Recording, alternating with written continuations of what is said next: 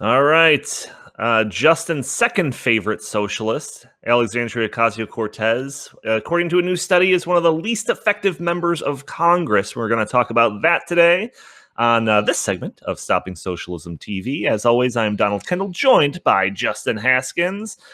And before we get to this topic, which I can't wait to have this discussion with Justin, we have actually avoided having this conversation because we wanted to record it. I do need to ask everybody once again to help us spread this message of stopping socialism on social media. Send it to friends and family. Hit that like button. Subscribe to our channel here.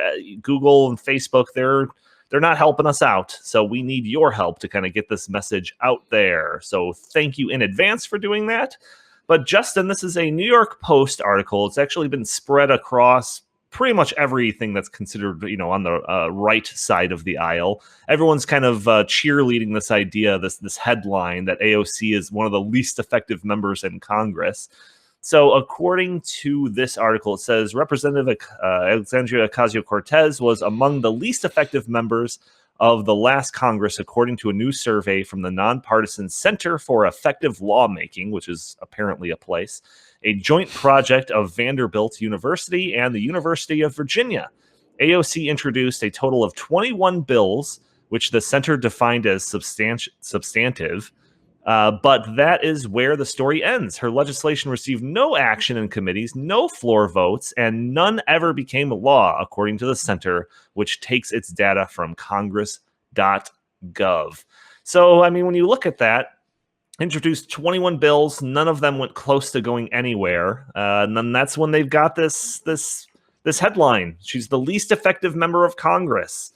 And like I said, it's like, from the Breitbarts of the world or the Crowders of the world, pretty much everyone on the right side of the aisle is like just sharing this and mocking her and all of this stuff. So Justin, is AOC, is she an influencer or is she incompetent? I guess is the question. Or both. Or is she both? I guess. Yeah. Yeah. It's really interesting. So first of all, if we're going to judge competency and effectiveness by lawmaking, then I would argue they're all incompetent and that the evidence is pretty clear on that. So this is all relative, I guess. So they're saying, relatively speaking, AOC compared to other members of Congress is less effective because she doesn't get things actually introduced and passed into law. Sure. So what I find interesting about that is like the bills that people are actually getting passed into law in like 99% of the cases are things that nobody even cares enough about to talk about, right? So who cares, right? That's number one. Number two is, I would argue, if you're going to judge effectiveness by moving your agenda forward, she's one of the most effective lawmakers. Because there's no doubt about it that everybody knows who she is. When she speaks, the media reports about it. When she goes on Instagram even and does a stupid video in the middle of the night, half drunk with, a box of wine, everyone talks about it. Yeah. She like created the Green New Deal movement pretty much out of nothing, right? Sure. And granted, they didn't pass the Green New Deal, but now a lot of the stuff that she wanted is being pushed as a part of a more, moderate package from Joe Biden, right? So, I would argue that you could make the case that she's actually more effective than Bernie Sanders, because Bernie Sanders has been around forever. And only recently have we actually started to see socialism, make its way into the halls of Congress in a real meaningful way. And Bernie Sanders paved the way for that, no doubt about it. Okay. Right. Bernie Sanders deserves a lot of credit for almost ruining America. But Alexandria Ocasio-Cortez is the one who really gets the attention. Now, whether she deserves the attention is a totally different story. I don't think she does. In fact, polling shows, including our own polling that we've conducted with Rasmussen Reports, that most people don't like AOC don't really care about her, don't have a favorable opinion about her. But the media, for whatever reason, has decided to make her the face of the far left. Sure. And so she is incredibly effective if you judge it in those terms, which I think is actually the better way of judging someone in Congress, because again, nobody passes anything of consequence in Congress. So you can't really, it's not really fair to judge someone based on that. Yeah, this is hard for me to say because Justin and I are like 2 years into a 4-year bet on where AOC was going to be at the beginning of that bet. I'm feeling real good about that bet, after by the way. 4 years. Justin, I think you said that she was either going to still be in Congress or be like a senator. And I said that she was either going to be a commentator on CNN or serving drinks at a bar again. So I think, despite the fact that we have a bet on this, I'm going to have to agree with you. It's hard for me to say this, but I'm going to have to agree with you. I think that she is actually more effective than what this study is declaring. So just, a little back of the envelope stats that I pulled up here while we were getting the video ready. On Twitter, she's got 12.6 million followers. On Instagram, she's got 8.8 million followers. She constantly makes headlines when she does like a stream on Twitch or, playing video games or something like that. Her TikTok videos routinely get headlines. And then even those social media numbers compared to Nancy Pelosi, who's Speaker of the House, Nancy Pelosi's only got 7 million Twitter followers compared to AOC's 12.6. And Nancy Pelosi's been, she's been in Congress longer than Twitter's existed. So, and then also on Instagram, 1.4 million followers for Nancy Pelosi on Instagram compared to AOC's 8.8, which begs the question, who the hell is following Nancy Pelosi on Instagram? But that's a whole different video, probably topic for us. But yeah, I mean, the point is, though, that she has got a following. She has got she is an influencer. The stuff that she rambles on when she's having a drink or two and talking about what a garbage disposal is, that gets attention, far more attention than half the people in Congress, surely, no doubt about that. So, yeah, I mean, I think that this headline, while the evidence is clear, I guess, that, her bills aren't going anywhere, I think that's only part of the story. And then the full story is that she is still an influencer and still has quite a sway in public opinion. Yeah, and I think the other thing to keep in mind too is even from a conservative perspective, if I was thinking of who do I think are the most influential conservatives, I would argue that none of their legislation is probably getting passed either. Right. You wouldn't even take that into account when you were trying to figure it out. No, I wouldn't. I wouldn't even think of saying, well, gee, let me see how influential Rand Paul is by looking at how many bills he's introduced that got passed. Right.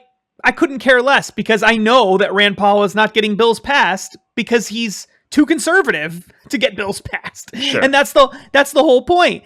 The only legislation that actually makes its way through Congress is either legislation that has been really watered down and compromised over a very long period of time, that's put forward usually by the more moderate people, because those people are the ones who have the political leverage to make these deals, right?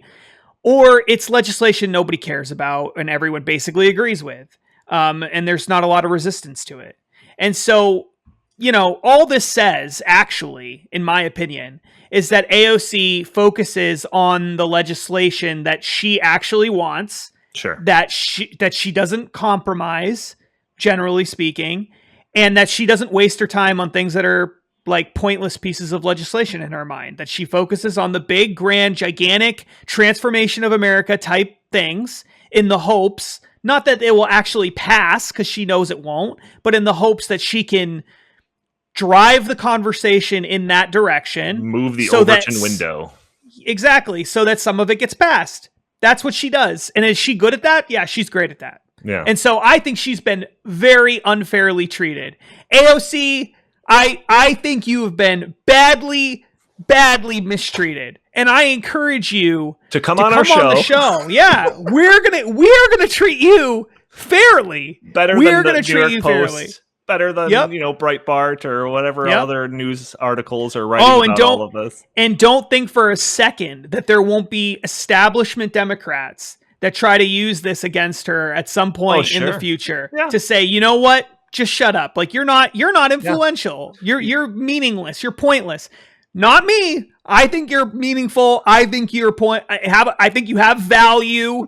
I think that you actually do contribute to the conversation. Granted, I think it's in the worst conceivable way possible, but I think you do it. And so I think we respect AOC more, truly, than a lot of people in her own party. Well, that's true, and then that's a whole nother side of the story. I mean, that there is a number of events that happened over the past couple of years that kind of showed this tension between the establishment side of the Democratic Party and the more socialist wing of it. Some of that came to a head with all of the negotiations over the Green New Deal, when we had the AOC supporters like camping out in front of Nancy Pelosi's office to try to make her like support this legislation. Nancy Pelosi threw some shade at AOC, referring to the Green New Deal as like the Green Dream or something like that. So there is definitely some tension between these two wings of the party. So yeah, AOC, you'll be treated properly if you come onto our show. That should be like the end goal of our show, is to have AOC and Bernie Sanders at some point come onto our show. That'd be great. Come on. You could do it. I mean, the funny thing is like, obviously that will never happen. Well, never say never. Well, yeah, I think this one might be a fair case, but but I will say this. The funny thing is, if AOC did come on the show, and again, she won't, but if she were to come on the show, we would be very cordial, respectful and fair and cordial to her. Right. I am not. Like, I hate socialism more than anyone on the face of the planet, but I don't hate socialists, the people themselves. I think it's hilarious how horribly misguided, generally. Yeah. I mean, I think there's to your point.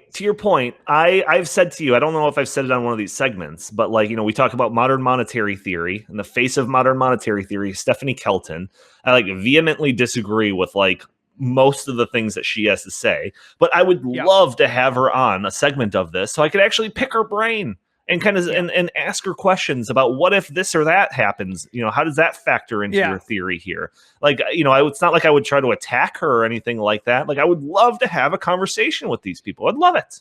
Yeah, I agree. I mean, I think that the funny thing is that like the way that politics has developed, like the way that the political system has developed and the way that our culture has developed related to politics, it's become so hostile and so terrible in so many ways. But I think a lot of people would look at us. They would look at us and they would automatically assume like these guys are probably, they're jerks to liberals. They may, but really, honestly, we don't. We make jokes, sure. They make jokes about us, I'm sure, but we're not ruthless by any stretch of the imagination. Yeah, we're not. To your point there, I mean, she probably would accuse us of trying to get her murdered or something like that before she would actually consider coming on our show. So that's probably true. I mean, that is probably true, which couldn't be further from the truth. Let me just have that disclaimer. We have never wished ill will against her. No, I know. And I actually think that having conversations with people who you disagree with is a good thing. And I wish we could get to a point in our country where people felt like they could actually have conversations with people who completely disagree with them, because I'm not offended or hurt by the fact that there's a person out there in the universe that thinks that everything I believe is wrong. Right. I'm not offended by that. It doesn't bother me. I would love to have a conversation that allows us both to better understand where we're coming from, and for her to be able to present her best arguments for why she believes the things that she believes. Because truly, I think if people had her best arguments and they had my best arguments and your best arguments and the best arguments of other people, I think that our side wins hands down. So I'm not worried about the debate or the conversation. But again, like it's just one of those things where we're just not at a point right now in our country where we can't even expect her to take us seriously for even a second to want to talk to us. She will assume that we will just try to destroy her if she ever came on the show. Right. Yeah, no doubt. But wouldn't that be something for our, for the dialogue or something to say about the dialogue in our country if we could have, Justin Haskins of Stopping Socialism talk to AOC of I love socialism. So wouldn't that be great to have that conversation in America? I think it would be great. And you know what? I will say this about her, although I don't think she has any intention of ever doing this, and she never would. If there was someone out there who I wouldn't put it totally past her. You know what I'm saying? Sure. Like there's a slight chance that if approached in the right way, she might say, "Yeah, all right, fine. I'll talk to you for 10 minutes." Yeah. Like it's not impossible. It's not impossible. It's highly, highly unlikely, but it's not impossible, because she's just brash enough that she might think, well, whatever. After a couple of boxes of wine, maybe, I'm liable to talk to anyone after a couple boxes of wine. All right. Maybe not after that joke. Maybe she won't come on, but yeah, just burn that bridge. Yeah. All right. Well, let's wrap this up here, Justin. Everyone, thank you for tuning into this. If you like our content, please subscribe. Like I said, you can help us out by sharing this content on social media. Subscribe to us on YouTube, Stopping Socialism TV. You can find our social media pretty much everywhere. Just look up Stopping Socialism. You'll find us on Instagram, Facebook, Parler, pretty much everywhere. You go to stoppingsocialism.com for more news and commentary stuff from us. Justin, where can the fine people find you? At Justin T. Haskins on Facebook and Socialist Twitter and Parler. And is that it? That's pretty much it. All right. Well, thank you. Thank you all for tuning in. And AOC, just consider it. All right. We will talk to you next time.